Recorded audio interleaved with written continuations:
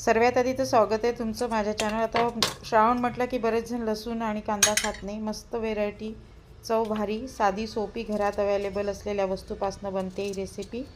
भाजीच आहे, पण एक बटाटा घेतला, तो 100 ग्रॅम आहे, त्याला सोलून घेतलं, त्याला कट करून घेतलं, जारमध्ये टाकून दिलं।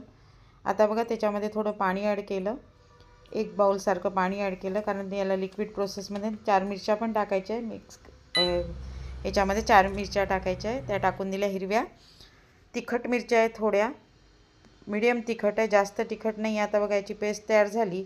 मी ही पेस्ट आता एका बाउलमध्ये काढून घेतली। आता मोठ्या ज्या साध्या मिरच्या येतात एकदम फिक्क्या असतात, त्या तिखट नसतात, पण याला ढोबळी मिरची नाही म्हणता येणार, मोठ्या साईजची येते मिरची, ती आता अशी मधातनं कापून घेतली। बघा ह्या पेस्टमध्ये आता 4 चमचे मी बेसन टाकते, दुसरं काही नाही, खूप भारी नाही, पण लसूण कांदा बिलकुल वापरलेला नाही। तुम्ही उपवास करत असाल की श्रावणात पाळत असाल की नाही लसूण कांदा नाही खायचा तर चालेल, ही भाजी तुम्हाला आरामशीर। हे बघा आता मी गरम मसाला टाकला 1 चमचा, तसंच तिखट टाकलं 1 चमचा, तिखट फिक्का आहे माझ्याकडलं, आणि हळद टाकली अर्धा चमचा। ऑलरेडी मी 4 हिरव्या मिरच्या टाकून चुकली आहे पेस्टमध्ये म्हणून, आणि मीठ चवीनुसार। आता याला मस्त फेटून घेते। तिकडे मी पॅन ठेवून दिलं आहे गरम व्हायला, बघा याला फेटून घेतलं। आता मी या मिरच्यांमध्ये व्यवस्थित स्टफिंग भरते, एकदम लिक्विड फॉर्ममध्ये स्टफिंग आहे, आपल्याला सॉलिड घट्ट करून नाही टाकायचं याला, कारण नंतर घट्टच होणार आहे। बघा छान भरून घेतल्या मिरच्या मी। आता पॅन मी ठेवलं आहे गॅसवर, ते गरम झालं, त्याच्यामध्ये फक्त 4 चमचे घेतले। चमचा जरा मोठा चमचा आहे, म्हणजे खूप मोठा पण नाही आहे, मीडियम चमचा आहे। त्याच्यामध्ये 1 चमचा नेहमीप्रमाणे जिरं, 1 चमचा मोहरी हे टाकलेलं आहे।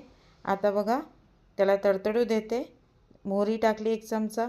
आता याला मस्त गरम पॅनमध्ये होऊ देते आधी, आणि त्याच्यानंतर मग ही केलेली पेस्ट टाकते। जेवढी भरली त्याच्यानंतर उरली ती पेस्ट मी याच्यात टाकून राहिली आता बघा पॅनमध्ये तेलामध्ये, आणि याला फटफट फिरून घ्यायचं, कारण याच्यात ऑलरेडी बेसन आहे म्हणून हे पॅनला चिपकायचे चान्सेस असतात। तसं तर तेल तुम्ही खोलगट कढई पण वापरू शकता, पण मला या पसरट पॅनमध्ये बनवायचं होतं। बघा आता मस्त झालं आहे, गोळे थोडे शिजू दिलं त्याला, आणि आता याच्यात भरलेल्या मिरच्या ठेवते आहे। साधी मिरची अगदी सोपी साधी, काही आपण व्हिडिओ नक्की पूर्ण पहा, तुम्हाला शेवटी बघाल तर वाटेल की नाही ही भाजी छानच वाटते। बघा आता याच्यामध्ये थोडं पाणी टाकणं गरजेचं आहे, कारण ऑलरेडी ते जाड असतात त्या मिरच्या। बघा आता मी याच्या एका बाउलमध्ये तिखट घेतलं 1 चमचा, धना जिरा पावडर घेतला 1 चमचा, मीठ चवीनुसार, थोडीशी किंचित हळद पण टाकून दिली। आता 2 चमचे घरी लावलेलं घट्ट दही, पण आंबट नको जास्त, मीडियम असं दही घेतलेलं आहे पॅनमध्ये, मोठ्या चमच्याने घेतलं आहे। त्याला मस्त फेटून घेते, प्लेन मस्त अशी पेस्टसारखं तयार करून घेते त्याला। आता या मिक्सरच्या पॉटला लागलं होतं थोडंसं बटाट्याचं ते केलेलं मिश्रण, म्हटलं कशाला वाया जाऊ द्यायचं, म्हणून त्याच्यात पुन्हा 2 चमचे पाणी टाकून हे फिरवून त्याच्यामध्येच टाकलं दह्यामध्ये, कारण शेवटी एकत्रच जाणार आहे म्हणून। बघा आता याला छान फेटून घेतलं, आता मी झाकण उघडून दाखवते। बघा अर्धवट मिरच्या शिजल्या गेल्या। आता याच्यामध्ये आता दही फाटत नसते, कारण दह्याशी पाणी टाकलं म्हणजे ते फाटणारच नाही, थोडं पाणी ॲड केल्यामुळे। बघा आता छान मिक्स करते याला मस्त, आणि बघा तुम्ही पूर्ण शिजू द्या ही भाजी, फक्त 4 ते 5 मिनटात तुमची भाजी रेडी होऊन जाते, कारण मिरचीचं साल जरा जाड असतं। आणि याच्यामध्ये पण आता मी झाकण ठेवणार, आधी झाकण ठेवून होऊ देते।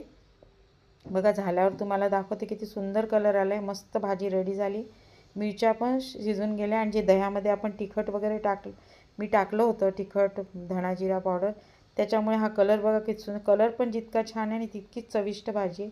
तुम्ही नक्की बनवा, तुम्हाला आवडेल। 2 चपात्या नक्की